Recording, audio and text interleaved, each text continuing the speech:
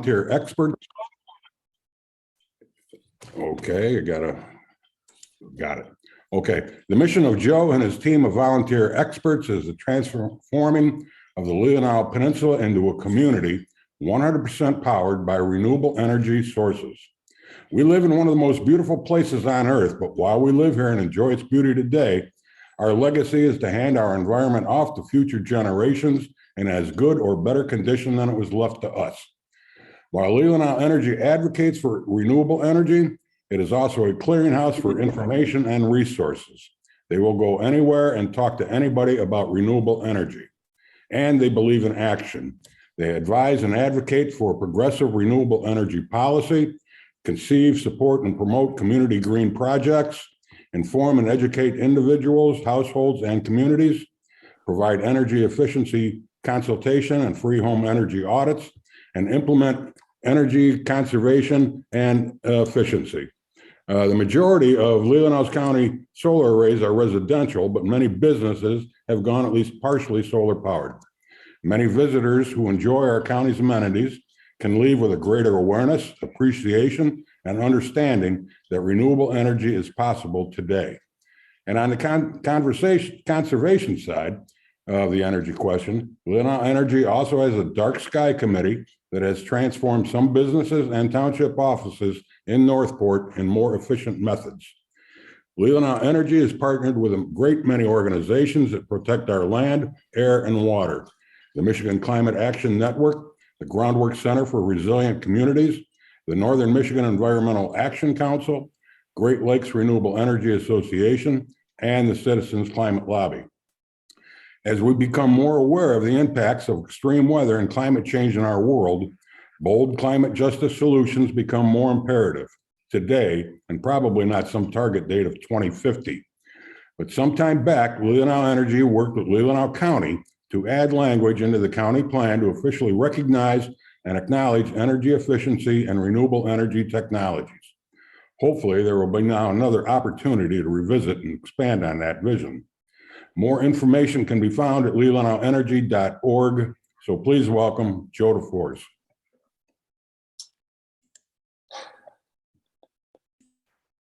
Thank you very much, John. That was a very nice introduction. And I really appreciate the invitation to be here. First, I'd like to acknowledge that there are several people on the screen that are members of Leelanau Energy and part of our history. Prominently among them, Doug and Ann McGinnis, both founders of the organization dating back to 2008, and Doug, our most recent president. We are proud to say that Lois Bailey is on our board. My wife, Jan Rogwelski, is on our board. I think I saw Jane Gale and some other folks here, but I can't see everybody on my screen anyway. So several friends in the audience. As John said, for those of you who I've not met yet, my name's Joe Defors. And I was pleased when Sam contacted me to ask that I speak a little bit about renewable energy in general, and Sam had an interest in focusing on the Leelanau Peninsula. That made for an interesting process for me because I haven't done this exact talk in the past. We typically get called out to do different types of talks, and this was good for me to review some of our own history and some facts and figures. So I'm told that there will be a question and answer session at the end. So why don't we get underway? Sam, are you ready for me to share my screen? Okay.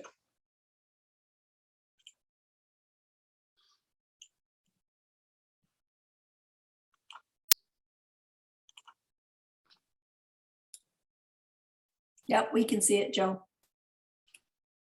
I want to, there you go. I think that probably looks better. So again, I'm with Leelanau Energy. Some of you may know or remember us as Northport Energy. Back in 2008, when we were founded, it was a Northport and Leelanau Township focused organization, but about 3 years ago, we expanded our mission and vision and to include the entire county. We wanted to have a greater impact and reach out farther. So let me see. As John said, our mission simply is to transform the Leelanau Peninsula into a community 100% powered by clean, renewable energy sources. For those of you who don't know a great deal about us, I wanted to quickly skip through just a few slides here that will give you a better impression of who we are and what we do. First of all, we're all volunteers and we're of all ages. This is Jane Gale's granddaughter assisting with one of our mailings, and some older gentlemen assisting with a project. The wastewater treatment plant in Northport, partially powered by both wind and solar energy, was a project we had a deep involvement with. Some of you may know that Northport Creek Golf Course was literally the first golf course in the United States to be 100% power by solar energy. Won an award in 2015 for that. In the past, we've had relationships with Habitat, for instance, and we worked with Habitat in Traverse City to design and build out energy efficient homes that are powered by solar. We've worked with communities to discuss and sometimes install electric vehicle charging stations. These pictures are from Northport. We've worked with schools and school groups to help them conceive and build out solar projects. This is one, again, that was done at the Northport School. And then we came back later and installed educational signage at this and other local solar installations to, again, work toward our educational component. We also get out in the community when we're able. These pictures were taken before COVID hit, but for a few years before COVID hit, we were in alignment with Earth Week. We ran solar tours where in the morning, folks would tour both residential and business solar installations, and then in the afternoon, we would come together for an educational program. It's important to say what we're not. We are not strictly an environmental organization. There are lots of great environmental organizations on the peninsula: Citizens Climate Lobby, Northern Michigan Environmental Action Council, Great Lakes Renewable Energy Association, and others. But nevertheless, we are inextricable from all the climate discussions. And this slide shows you why. These are the different sectors that generate carbon dioxide emissions into our atmosphere. And you'll notice that the biggest part of this pie is the electricity grid at 41%. And the second largest piece of the pie is the transportation system at 23%. So collectively, these two areas account for over 60% of carbon dioxide emissions into our atmosphere. You all know, you're well familiar with the fact that carbon dioxide is one of the most powerful components that contributes to the warming of our atmosphere and our globe. So again, we're not strictly a climate or environmental organization, but we are. These are two of the most important areas that we can focus on to make improvements in our climate. As I was thinking about how to talk to you today in the time allotted, which I believe is around 20 minutes, it's always hard to keep renewable energy and energy conservation conversations short because they so quickly become complex and technical. And I will apologize ahead of time that there are some slides and graphs in here. They're almost unavoidable to have a good conversation. Anyway, before we talk to specifically about Leelanau, I thought it would be useful to put Leelanau in context. So we're actually going to jump down through three different scales. I first want to talk to you briefly about what's happening globally and nationally, and then we'll look at the state of Michigan, and then we'll drill down to Leelanau for some more specific data there. So let's begin with the global national situation. These next couple of graphs, you don't need to worry about all the detail in them. What you simply need to know for both is that this is a 10-year period from 2011 to 2021. And this one in particular shows the growth of solar energy, the curve, upward curve of solar energy globally over a 10-year period. And it's a pretty impressive upward curve. Similarly, the same time period, this is the growth of wind energy globally. Huge growth. I see that I don't have a pointer, so I'm unable to help you out with this. But again, the two most important curves in this graph are the heavy blue and the heavy yellow, beginning in the upper left and descending down to the lower right. This is called a levelized cost of energy comparison. You'll note that the finer lines relate to red, natural gas, black, coal, blue nuclear energy, and the red at the very top, gas peaking plants. This is a graph of the change in cost of energy sources globally. It is literally true that in 91% of the world, wind and solar energy are now the cheapest sources of energy on Earth to be built out. So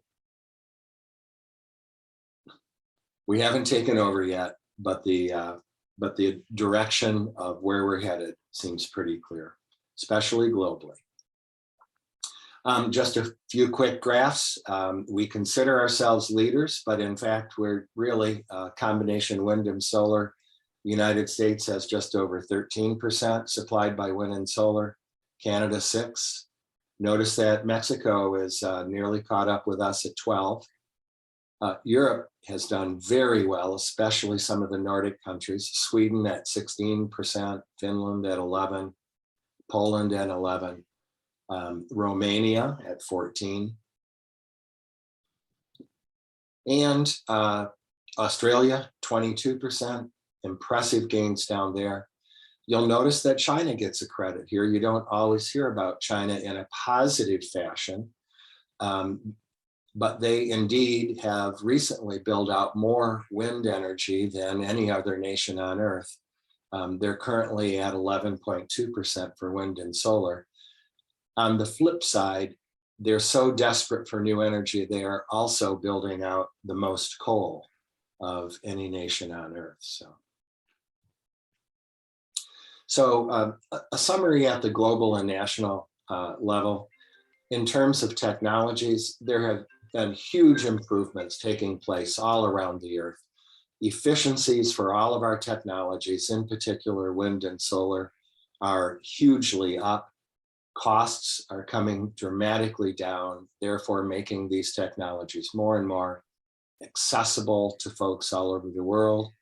And I think you can make the general statement that attitudes and receptiveness to renewable energy in general is good. Not great, not bad, but good. Let's take a look at what's going on in Michigan, because frankly, the realities of Michigan drive the realities of Leelanau. Here is a graph of solar installations in Michigan over the last roughly decade. And you can see that in particular in 2021, we've had a huge growth, and that growth is projected to continue. This is a map of current solar farms in Michigan. Lots of folks don't really understand how many we have. I haven't taken the time to count all of these dots, but especially in southern Michigan and southeast Michigan, lots of solar going up. You'll notice the one dot up by Traverse City that That, of course, is the planned out M72 owned by Traverse City. Similarly, the green dots here represent wind farms. You all know that the thumb has been much in the news for the development of wind in recent years. And also the area coming up US 27, if you've gone back and forth in recent years to the Lansing area, you've seen the ever-growing wind farms there. Couple farms up in the UP and a couple others distributed around the state. However, this is the bad news. There is an organization, it's the Solar Energy Industries Association, SEIA. They rate each state for a combination of its policy, of what's happening in each state with respect to renewable energy. And Michigan in their ranking, it comes out 26th this year. So that's not a proud number for any of us. There's some other facts and figures you can see here. We have, 178 solar companies operating in Michigan, 68 of which are installers and developers, 60 manufacturers. The solar industry has invested over $1,000 million in Michigan, including $540 million in 2020. 500 million in 2020. So we'll get into the details a little bit, but Michigan has a lot of work to do. We have the potential to do better, but so far we don't seem to have the will to do better. So again, summarizing, we now have a governor and leadership in Lansing that is supportive, absolutely, of clean renewable energy and energy conservation. So that's a good thing. We really, really need to reelect these folks to continue this trend. These are tough problems and they're not easily solved in just a few years. One of the reasons that the state of Michigan gets such a poor ranking, 26th, is that at the state level, our policy and regulation is really quite poor. We have a number of interesting bills, good bills that are waiting for action in the legislature. They're being held up in some cases by a single individual who has ties to the conventional utility industry. One in particular is a bill that currently caps solar energy that is allowed to be installed for each utility to 1% of their total portfolio. We believe, and there's a bill to eliminate that 1% cap. It would appear that this bill has bipartisan support, and yet the chair of the House Energy Committee, a single individual is holding this bill up. So, and there are other examples of state level regulation that is just not favorable to growing out renewable energy. Similarly, our utilities, and I'll touch on the two utilities that serve most of us in a minute, but our utility policies have been, I think the right word is problematic. We don't have the worst utilities by any means at all. They've expressed big goals, and in some cases taken good action in the right direction. Nevertheless, utilities have a tendency to not be thought leaders and leaders with implementation with respect to renewable energy. They can find all kinds of reasons why it's difficult and challenging for them, and essentially don't move as fast as many of us would like to in terms of making it easier and friendlier to adopt wind and solar energy. Nevertheless, in Michigan, you saw the curve. Adoption is growing. We know that the public in general supports these efforts. They do have an appreciation for both why renewable energy is so important environmentally, and also simply an appreciation for the positive economics that it can bring to all of us. So the question that Sam asked me to dig into a bit was, where are we at in Leelanau? So let's talk about that for a minute. Here are the two utilities that serve most of us on the peninsula. There are two different types of utilities. Cherryland Electric Cooperative is called a rural cooperative, and Cherryland indeed services most of the rural areas of the county. Consumers Energy is a different type of utility called an investor-owned utility. They're one of the largest in Michigan, and you can make the general statement that they service most of our communities. Both are doing reasonably well in terms of their fuel mixes. You can see that Cherryland is proud to say that they're 62% carbon-free, and that's distinguished from 19% renewable. The difference is nuclear energy, is their nuclear portion of their portfolio. It is correct to say that nuclear is carbon-free. However, it's an important distinction. It is not a renewable source. Similarly, Consumers Energy, if you look in the lower right quadrant of that pie chart, has 12% pumped storage. The Ludington Pump Storage Plant, by the way, many folks don't know, is one of the largest, if not the largest, such energy generation facility in the world. And then beyond the pump storage, 11% renewables. So a combination of the two making up 33% renewable energy. To their credit, leadership in the last year or two of Consumers Energy has announced very ambitious goals for deleting the dirty part of their portfolio and moving much more seriously and much more quickly into renewable energy. Leelanau Energy, working with the University of Michigan School of Natural Resources, conducted two projects, one spanning 2015 and 2016, and the second one 2018 and 2019. These are grad students who specialize in environmental issues.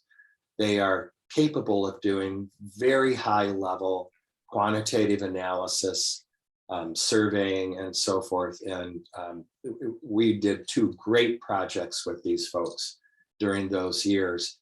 And the question we asked essentially in both projects was, what are the possibilities for renewable energy in the first project, specific to Leelanau Township and the village of Northport, but in the second one, more generally for the peninsula itself, the county of Leelanau.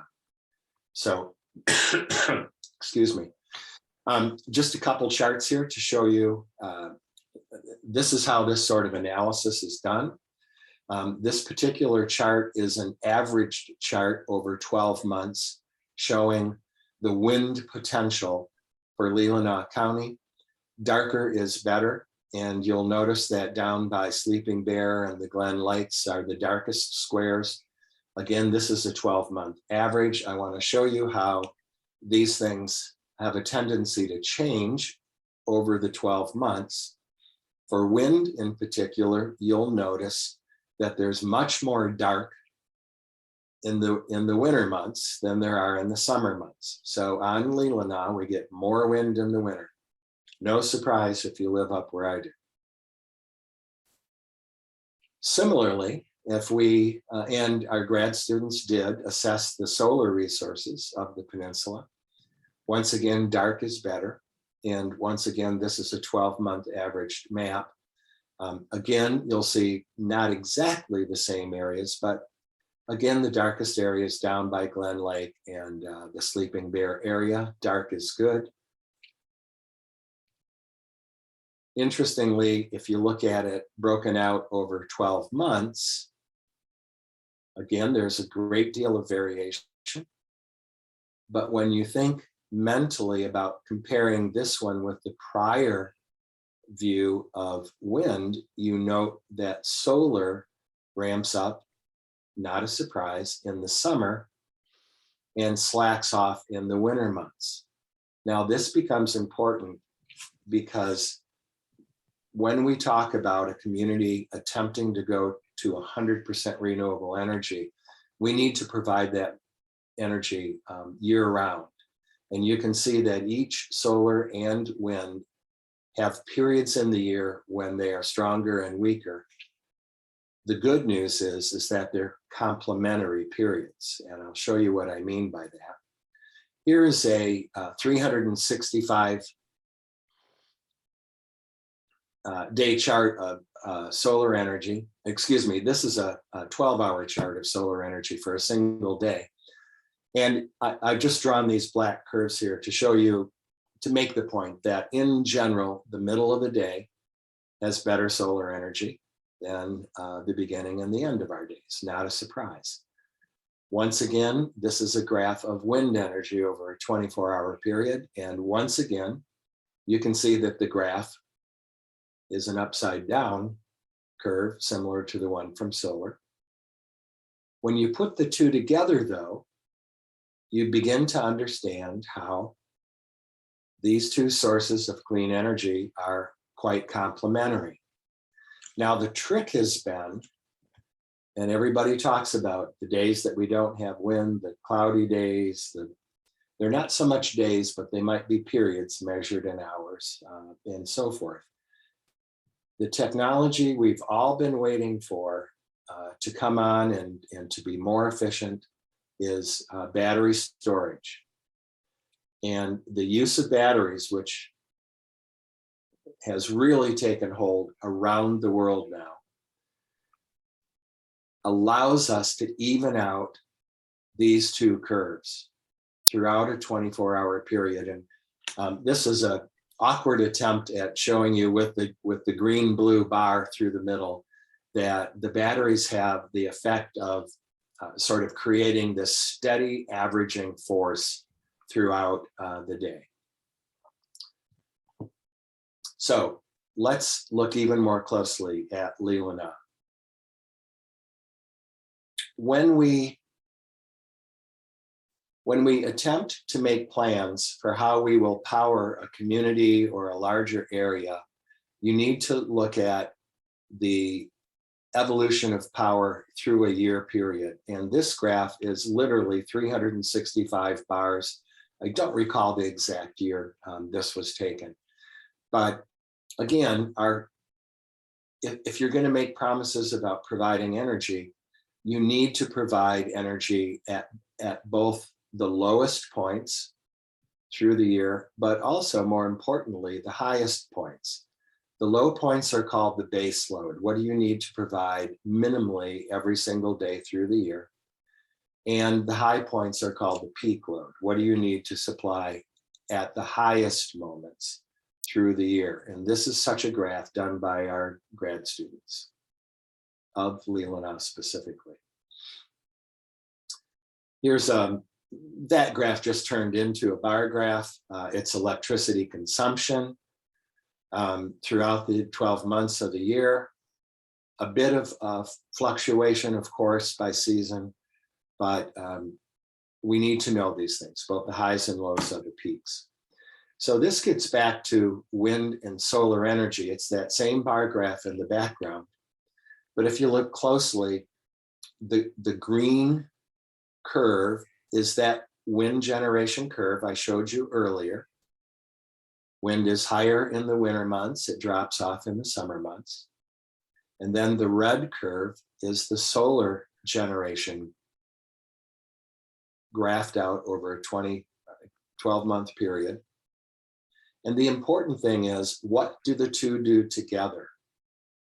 The two together, if we build out enough solar and if we build out enough wind, generate that dotted red line at the top, which in a rough way tells you that we can cover our energy needs for our community throughout the year.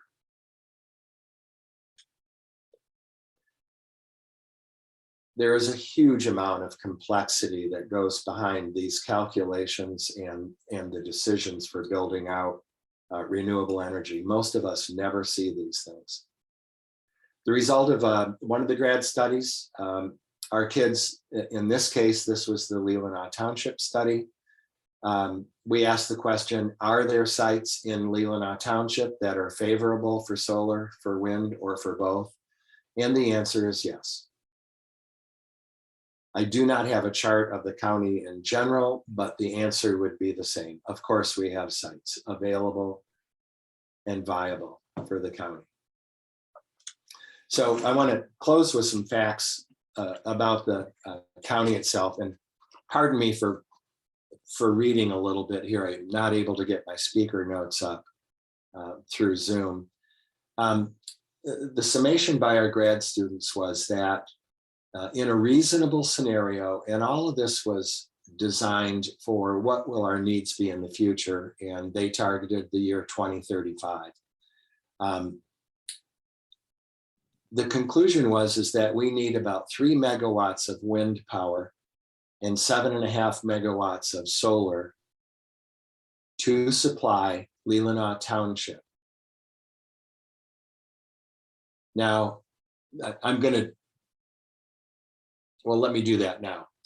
Leelanau Township makes for a pretty convenient way to make comparisons to the county of Leelanau, because it's just about, both in sense of geographic area, 1/10 of the entire county, and in terms of population, it's about 1/10 of the entire county. So it's reasonable to use that multiplier of 10 as we look at the data that's specific to Leelanau County, specific to Leelanau Township. Again, 3 megawatts of wind power in addition to 7.5 megawatts of solar would power our county with 100% green renewable energy. What does that mean in practical terms? Wind turbines in particular come in all sizes and shapes nowadays. We have the ability, especially in our waters, gigantic turbines are being built now. A single turbine would provide all the energy needed for the entire township if it were the largest, but that's not generally what most people want to see on the peninsula. So probably more realistically, 3 megawatts of wind power could be achieved by 2 or 3 wind turbines distributed around the area. Solar energy is typically measured, production is measured in megawatts again. We said we need 7.5 megawatts of solar on the peninsula. It takes about 10 acres to host 1 megawatt of solar. So when you do those calculations, 1 to 3 wind turbines at about 80 acres each can be 80 to 240 acres required to host wind. 7.5 megawatts of solar at about 7, I'm using the average number, 7.5 acres per megawatt, comes out to about 56 acres. These are not huge amounts of property. Again, multiplied by 10 to cover the entire county. And that's where we're at. It is doable. It takes time, it takes property, it takes cooperation among many entities. We need the state of Michigan to give us more favorable legislation. We need the utilities to be a little bit friendlier to building out power that they don't control. We need property owners, and we need citizens who are willing to make changes to the aesthetics of the peninsula. Most of all, we just need support to move forward. We need courage to move forward because we really don't have the luxury of waiting much longer. We feel, we being Leelanau Energy, we feel that, honestly, folks, isn't it the air, the land, the water, the that brings us to Leelanau in the first place, that keeps us in Leelanau for the long run. If we can't bring clean energy to the Leelanau Peninsula to protect and preserve what we love, then we've got a tough road ahead. It really should be appreciated by the folks up here more than many around our state and our nation. So I think I'll about ready to close out. If you're going to summarize Leelanau, our physical attributes are good. They're not great. We're not Arizona for solar, but solar and wind both work well here and have reasonable payoff periods for the investments made. Our infrastructure is one of the toughest things about building out wind and solar on the peninsula itself. When you make a lot of energy, it's got to be put back into the grid in most cases. And because we are the little finger and our grid is a dead end, on the technical side of transmission of electricity, being a dead end system does make it harder for all parties involved to inject new large amounts of energy into the system. That's nobody's fault. It's just the reality of our location. I've already said it, state regulation is poor. We really need to move farther and faster at the state level. Again, we have good leadership, not criticizing at all our governor and her staff, but our legislators are slow to move and too tied to entrenched interests. Utilities could be friendlier and more favorable as well. They're not the worst in the nation, but they're not the best either. And so I think it's fair to say that adoption of renewable energy on the peninsula is difficult. It's a challenge, and I would be misleading you if I said otherwise. I wanted to leave you with this nice statement. Amory Lovins is one of the sort of fathers of the renewable energy movement. And he makes this great statement. He's also the co-founder of the Rocky Mountain Institute. If you're not familiar with them, and if you like reading about renewable energy and energy conservation, they're a great resource. And he says that renewables are now the cheapest bulk power sources in 91% of the world. The UN's International Energy Agency expects renewables to generate 90% of all new power in the coming years. The energy revolution has happened. I'm sorry if you missed it. So with that, I'll wrap this up. I wasn't watching the clock, Sam, but I'm happy to take some questions if we have time for that. Oh, let me finish. This is one of my favorite statements, and I try to end most of my presentations with this. If you wish to go fast, go alone. If you wish to go far, go together. I think it applies to so much of the work that our organization, Indivisibles, and others, the way we go about our work. Finally, I would be remiss as a board member of Leelanau Energy to not invite you all to join if you're not currently members. It's not a requirement, of course, but we'd sure love to have you join if you are inclined to do so. So Sam, I'll turn it back to you. Okay. And I think I'll leave this up in case going to a particular slide would be useful. Well, Jill will send all of this out, Joe, and it will be very complete. And we will also send out a link to this meeting to all of our members. This is a crazy day. There's a lot of things going on. So we didn't have the audience I was hoping for you, but we will send it out to our nearly 500 members, and hopefully you'll get a lot more viewing, especially with folks who are running for political office. And I know I sent you an email about the consumers power thing, trying to get farmers to give them land to go solar. Do you think that's something that could happen here in our county? There is, frankly, I hadn't seen what you sent me. That was a government, one of the new programs with some of the new money that's coming out. They were looking for some large scale agricultural operations to work together to further test the viability of or the compatibility of agriculture and solar. Not speaking to that specifically, but in a more general sense, there's a great deal of work that's taking place all over the United States. It used to be that policy with respect to building out solar, it was always relegated to the non-productive parcels of land. And understandably so, folks didn't want to see land taken out of production. Well, there's now more and more work being done across the nation that shows that solar and agriculture are actually very, very compatible. They elevate the solar panels a little bit higher off the ground. That allows crops and tractors and other equipment to move underneath.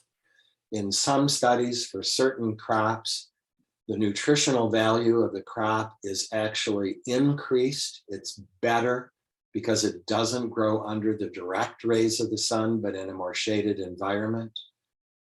The solar benefits, because of the plantings underneath, it produces a slightly cooler environment, and you actually get more energy out of a solar panel in a cooler environment. But perhaps most important, and the thing that is most intriguing, is that in this day and age, when large corporate farms are taking over and more of our small farmers are struggling to make a living, both wind and solar have proven to be means that a small farm family can enjoy a steady income through the 12 months of the year. And that really takes some of the stressors off of their natural seasonal cycles, when some years the crops really come in and they do well, others not so much. There are many great stories, including here in Michigan, where farm families are very much enjoying that steady income that's provided by wind and solar. Okay, thanks, Joe. Would you stop sharing, and then we'll let people raise their hand who want to ask you a question, okay? Sure. Thanks.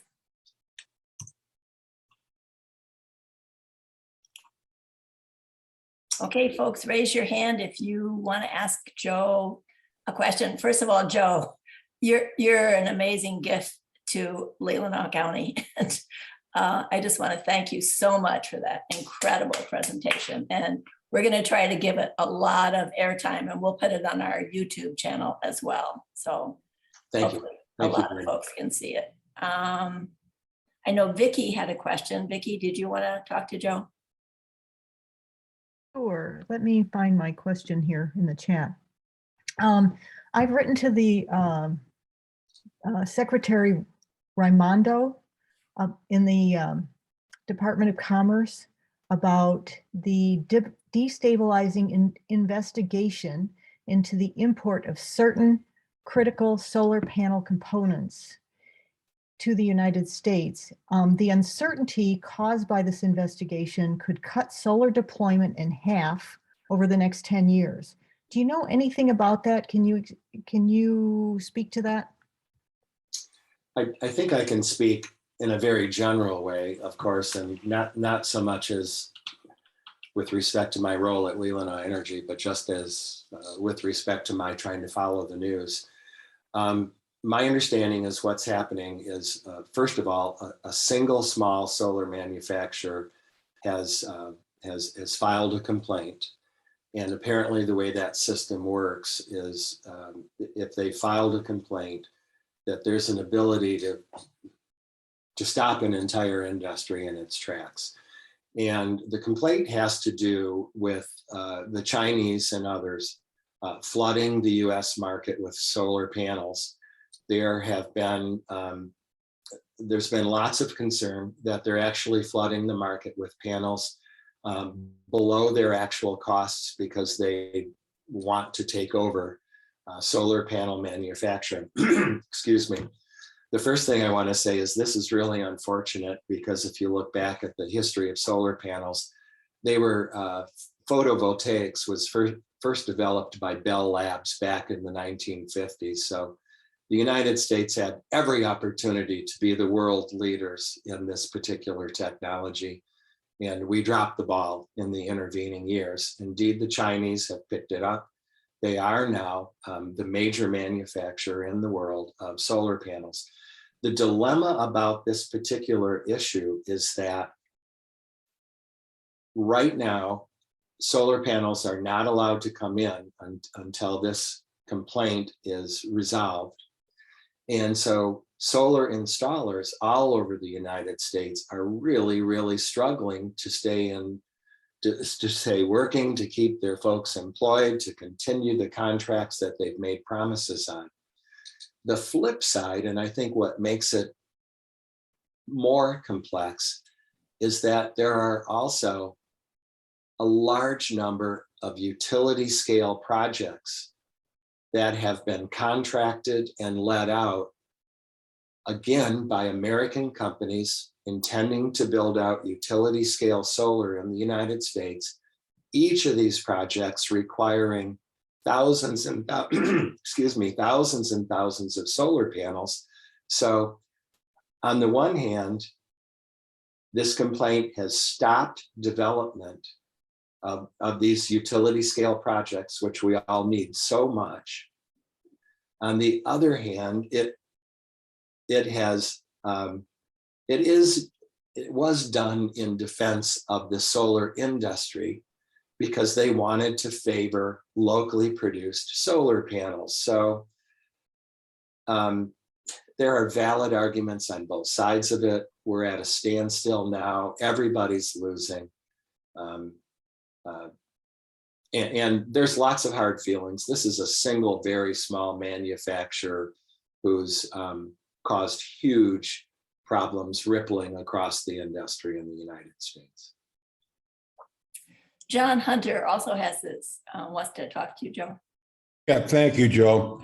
I'm on Cherry Land. I always vote for the greenest director when they have an election. I was fortunate enough a few years back to put in solar. I never to make a profit, but because it was the right thing to do, in my opinion. But I'm wondering if there's some way that there can be a more equitable net metering when it comes to the residential aspect of solar. There sure is, John, and we'd all love to see that. What John's referring to right now, and this is true for most utilities, and it is true for Cherryland specifically, is you can put a solar array on your home, and as long as it makes up to the amount of energy you consume, but not more, you get a credit back for the retail value. For Cherryland Electric, it's about 12 cents a kilowatt hour, 11.9 something. What you pay for the energy is that amount. And what your solar array creates, you get that credit back. The moment you make more energy than what your home consumes, the rate you're paid for that energy is cut in half. So there's a 50% loss to the homeowner on any excess generation. Lots of us on our side of the aisle think that's fundamentally unfair, but it's a powerful industry. Once again, the interests at the state level and at the national level, that is the model that in reality is in place today. And John, I wish I could be more optimistic. There are debates and fights about this all the time, but I don't see it changing in the near future. And Vicky has her hand up. Okay, I'm back again. So I read earlier this week that DTE Energy is going to put new mandatory fees on rooftop solar, putting solar out of reach for future residential customers. And one of the organizations that I belong to asked me to write to Jack O'Malley about that. Can you speak to that?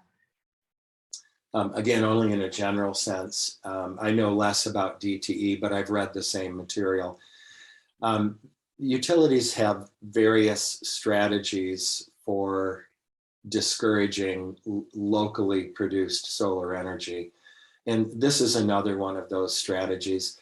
The claim on the utility side is, even though I make solar energy, at times I lean on the grid. I need the grid at certain moments through the days and through the years. And therefore, I need to take some responsibility for their maintenance costs, et cetera. And they also claim that solar users enjoy an unfair advantage and that the non-solar users help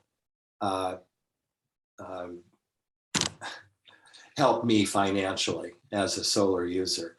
The numbers do not bear this out, to put it simply. The numbers don't bear it out, but this is one of those tactics.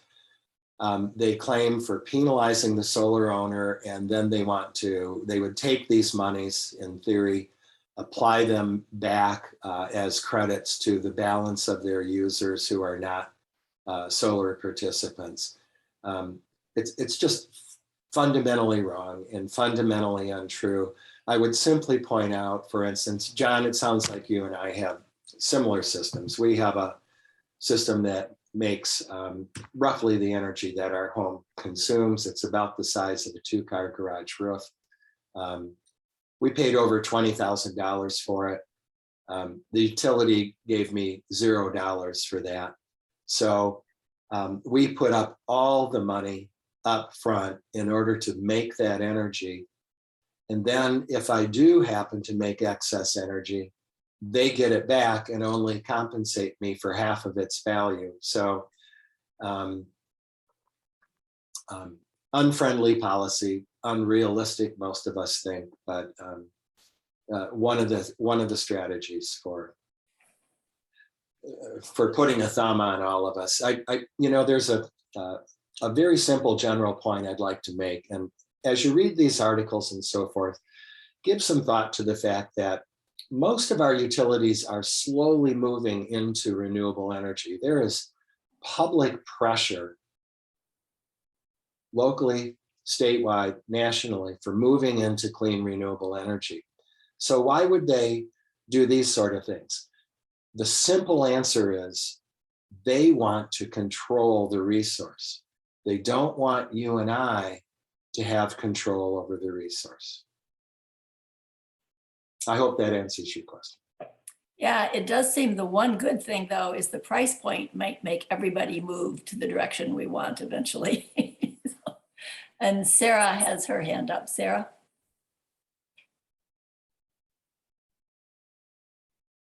Yes, thank you for your presentation. Very informative. I'm wondering what, as an individual, what I can do to help with this. You mentioned to join your organization. I can do that.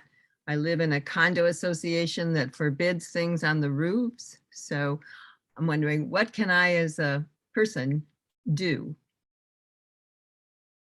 A number of things, Sarah. Thanks for the question. First of all, if you go back to the various curves that I shared in the presentation, you'll note that whatever we build out for renewables has to meet the needs of our community, both at the high and the low points. So to the degree we can reduce our consumption of energy, then we make it easier to build out renewables to cover the remainder. One of the central areas of work that Leelanau Energy does is a standing committee called Energy Efficiency and Energy Conservation. We give out free home energy audits, as do our utilities. So first of all, we would encourage you to take a look at your own home and your own activities, and to the degree that you can, use less energy.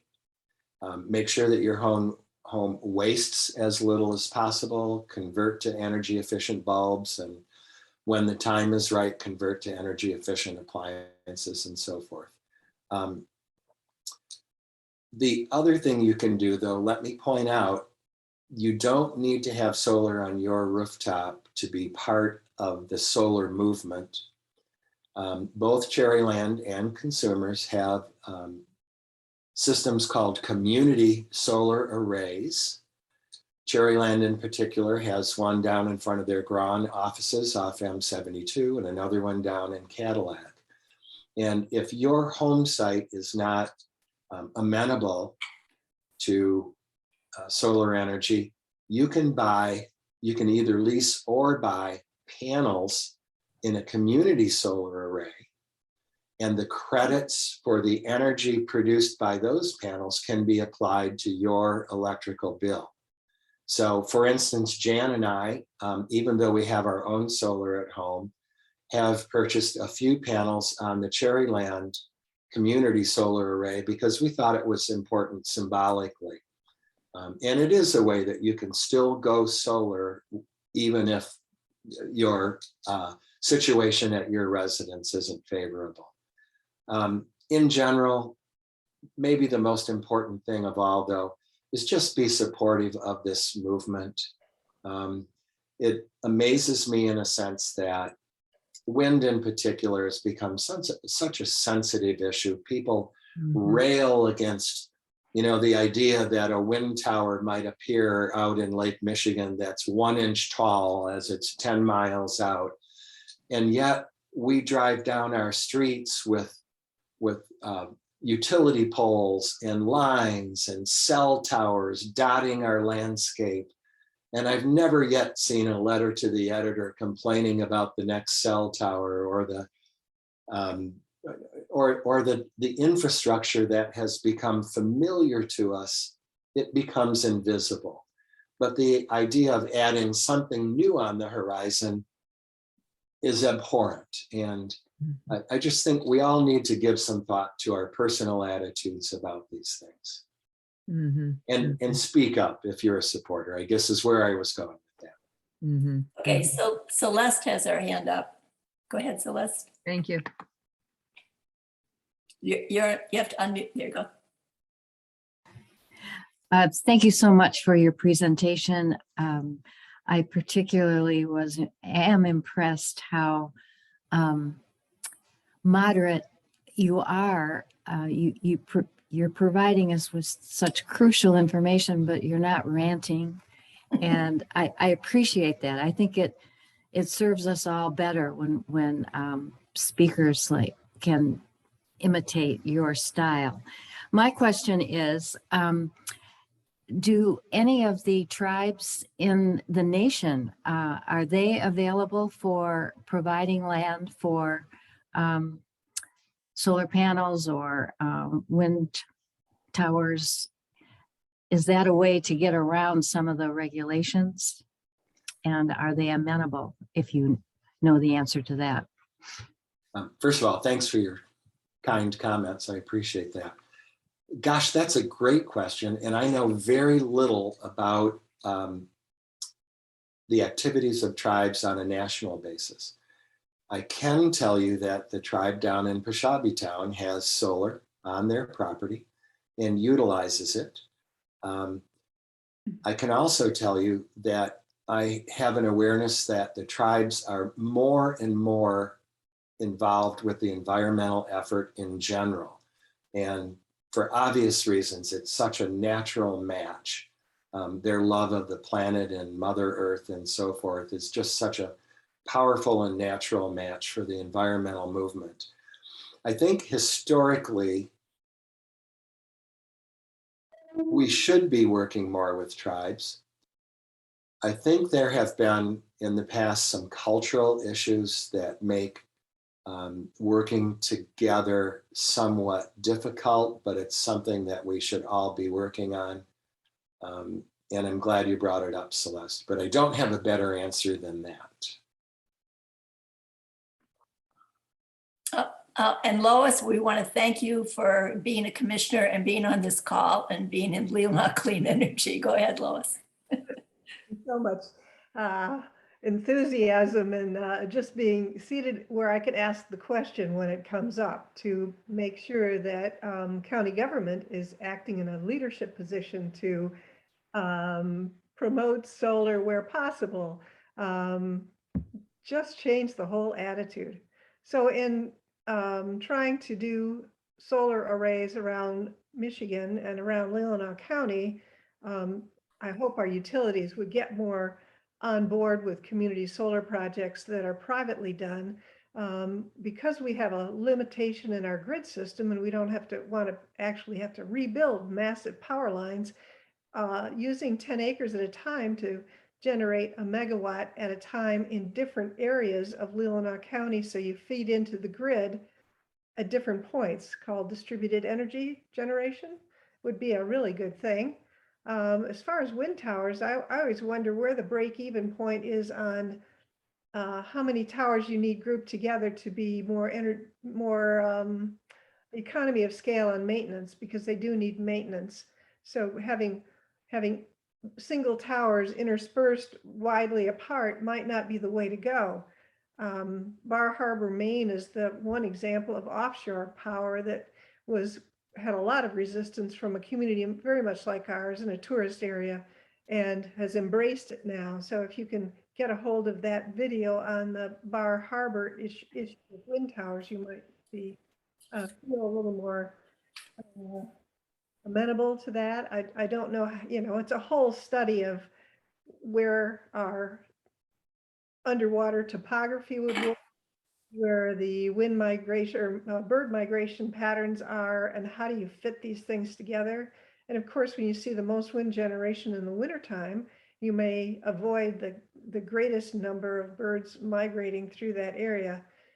So some really interesting questions. And yeah, if you have a group that you need a presenter for, we can always ask Joe if he would do it for us. That would be great. So thank you, Joe, for being here. Well done. My pleasure. Thank you. My pleasure. Okay, thank you guys. So it is Saturday and I know we all have things to do, so I'm gonna quickly share our screen again and try to move along here. So we just did